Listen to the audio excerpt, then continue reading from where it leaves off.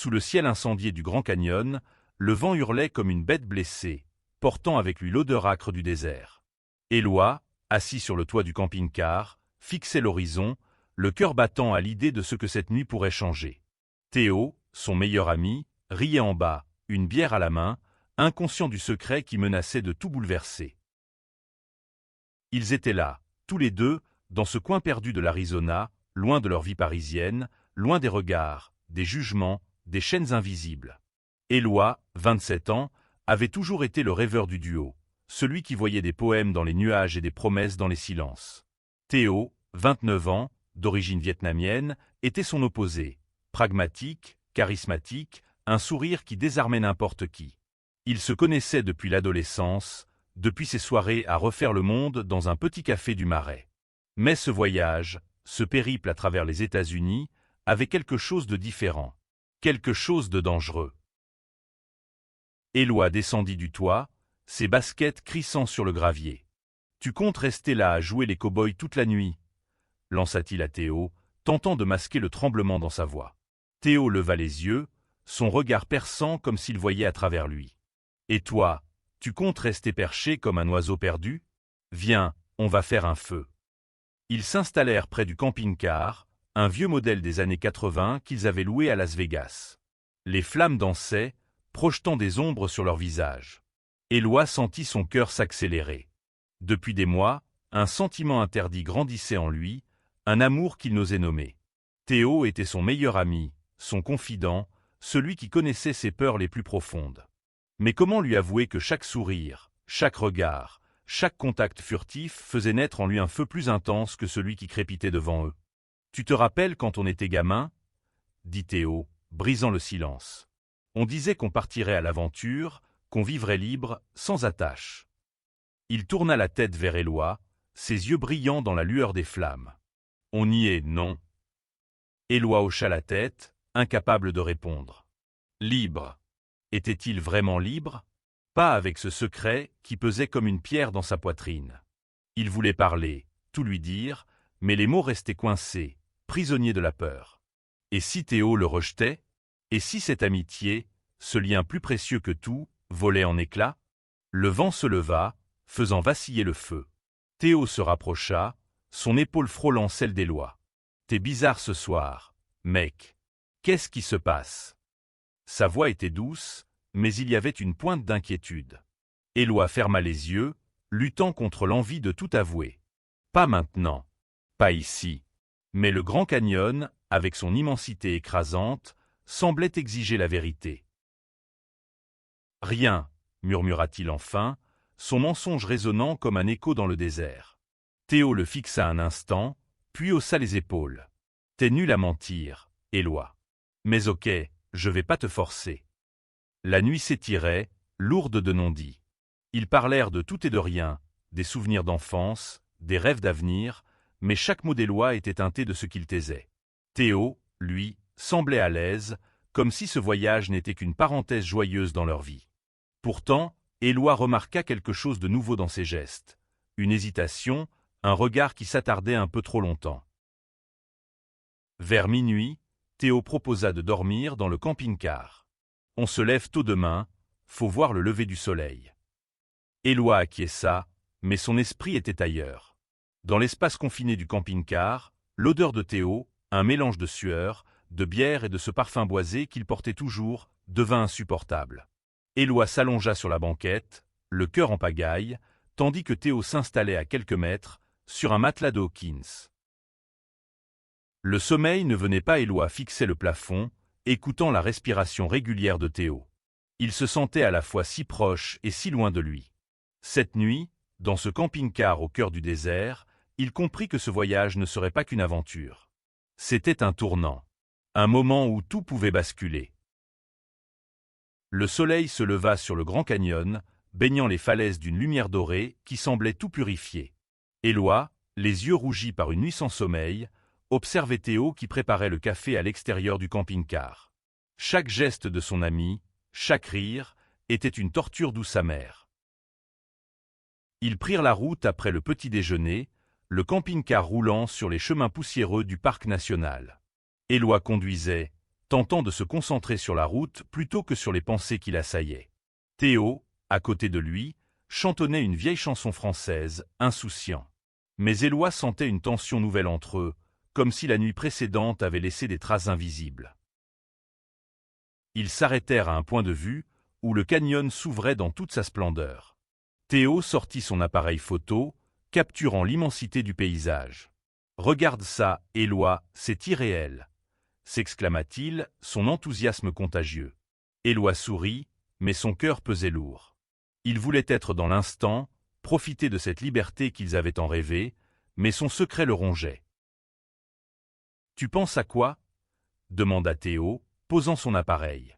Son ton était léger, mais ses yeux cherchaient quelque chose dans ceux d'Éloi. Ce dernier détourna le regard, prétendant s'intéresser à une formation rocheuse au loin. « Ah rien, juste c'est beau, non ?» Théo fronça les sourcils. « Tu fais ça tout le temps, Éloi. Tu te fermes. » Il s'approcha, posant une main sur son épaule. Le contact fit frissonner Éloi, qui recula instinctivement.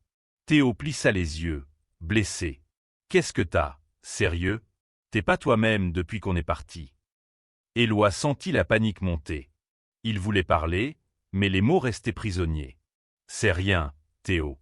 Juste fatigué. » Théo secoua la tête, visiblement frustré. « Arrête de me prendre pour un con. Je te connais, Éloi. Dis-moi ce qui se passe. » Le ton monta, la tension éclata comme une tempête. Éloi, acculé, sentit les larmes lui monter aux yeux. « Tu veux savoir ?» cria-t-il soudain, sa voix brisée par l'émotion. « Je t'aime, Théo. Pas comme un ami, pas comme un frère.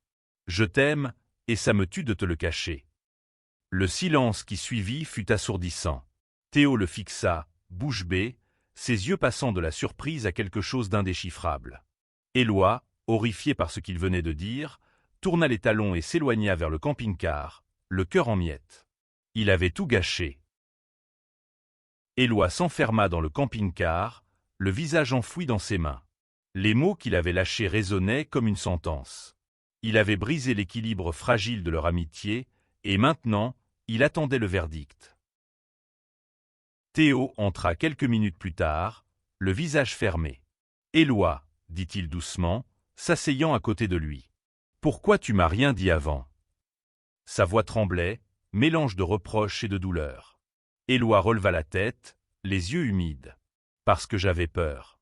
Peur que tu me détestes, que tu me repousses. » Théo soupira, passant une main dans ses cheveux. « Te détester? Éloi, t'es mon meilleur ami.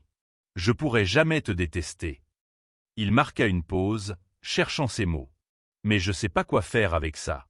Je veux dire, je t'aime, mec, mais pas comme ça. » Ces mots frappèrent Éloi comme un poignard. Il hocha la tête, ravalant ses larmes. « Je comprends. Oublie ce que j'ai dit. On peut faire comme si rien n'était arrivé. » Mais Théo secoua la tête. « Non, on peut pas. Parce que c'est là, maintenant. Et je veux pas te perdre. » Ils restèrent silencieux, le camping-car semblant rétrécir autour d'eux. Puis Théo fit quelque chose d'inattendu. Il tendit la main et serra celle d'Éloi, un geste simple mais chargé d'émotion. « On va trouver une solution, ok?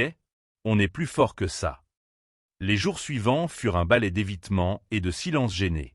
Éloi et Théo continuaient leur voyage, visitant les points de vue du Grand Canyon, mais l'atmosphère avait changé. Chaque sourire semblait forcé, chaque conversation mesurée. Une nuit, alors qu'ils campaient sous un ciel étoilé, Théo brisa la glace. « Éloi, je veux pas qu'on soit comme ça. » Il s'assit près du feu, ses yeux fixés sur les flammes. « Je me suis posé des questions, tu sais. Sur moi, sur nous. » Éloi sentit son cœur s'arrêter. « Qu'est-ce que tu veux dire ?» Théo haussa les épaules, mal à l'aise. « Je sais pas. Peut-être que je ressens quelque chose, mais je suis pas sûr de ce que c'est. J'ai jamais pensé à ça avant. » Éloi retint son souffle. Était-ce possible? Théo, toujours si sûr de lui, semblait perdu, vulnérable. « Tu veux dire que tu pourrais ?» Théo l'interrompit. « Je dis pas que je suis gay, Éloi. Je dis juste que t'es important pour moi. Plus que je veux l'admettre. » Ils se regardèrent, le feu crépitant entre eux. Puis, sans un mot, Théo se pencha et posa ses lèvres sur celles d'Éloi. Ce fut bref, maladroit, mais électrisant. Éloi sentit son monde basculer, partagé entre l'espoir et la peur. Le baiser changea tout. Éloi et Théo passèrent la nuit à parler, à explorer les contours flous de leurs sentiments. Théo admit qu'il était confus, mais qu'il ne pouvait nier l'attirance qu'il ressentait. Les jours suivants furent un mélange d'euphorie et d'incertitude. Ils s'embrassaient, se touchaient, découvraient une intimité nouvelle dans l'espace confiné du camping-car. Mais chaque moment de tendresse était suivi de doutes. Théo luttait avec son identité, tandis qu'Éloi craignait que ce bonheur ne soit qu'éphémère. Une après-midi, alors qu'ils pique-niquaient près d'une falaise, Théo prit la main d'Éloi. « Je sais pas où ça va nous mener, » dit-il, sa voix tremblante. « Mais je veux essayer. Avec toi. » Éloi sentit des larmes monter. Pour la première fois, il osa croire en un avenir possible. Ils s'embrassèrent à nouveau, le Grand Canyon témoin silencieux de leur promesse fragile. Leur relation évolua, passant d'une amitié à une romance hésitante mais profonde. Le camping-car devint leur refuge, un lieu où ils pouvaient être eux-mêmes, loin des attentes du monde. Mais la réalité les rattrapait. Que se passerait-il une fois de retour en France? Une nuit, une dispute éclata.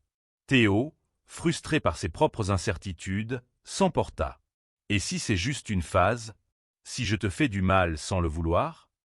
Éloi, blessé, répondit avec ferveur. « Je prends le risque, Théo, parce que je t'aime. » Ils se réconcilièrent sous les étoiles, leurs corps enlacés dans le camping-car. Mais la question demeurait, leur amour survivrait-il au retour à la réalité? Le voyage touchait à sa fin. Éloi et Théo devaient rentrer à Paris, où les regards de la société, les attentes familiales et leurs propres peurs les attendaient. Ils passèrent leur dernière nuit au Grand Canyon à parler de l'avenir.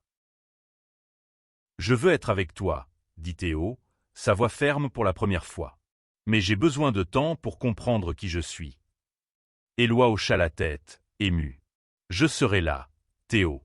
Peu importe le temps qu'il te faudra. » Ils s'endormirent dans les bras l'un de l'autre, le camping-car bercé par le vent du désert. Leur amour, né dans l'immensité du Grand Canyon, était une promesse, mais aussi un défi. De retour à Paris, Éloi et Théo affrontèrent la réalité. Théo choisit de parler à sa famille, révélant son amour pour Éloi. Les réactions furent mitigées, mais leur lien, forgé dans le désert, leur donna la force de continuer. Ils emménagèrent ensemble, apprenant à naviguer dans leur nouvelle vie. Les doutes persistaient, mais leur amour grandissait, nourri par l'honnêteté et la patience. Le camping-car, le Grand Canyon, ce baiser qui avait tout changé, ces souvenirs devinrent leur fondation. Des années plus tard, Éloi et Théo retournèrent au Grand Canyon pour leur vœu de mariage. Devant les falaises, ils promirent de s'aimer, non pas malgré les épreuves, mais à cause d'elles. Leur histoire, née dans un camping-car, était une ode à la liberté d'aimer, un témoignage que l'amour véritable triomphe toujours.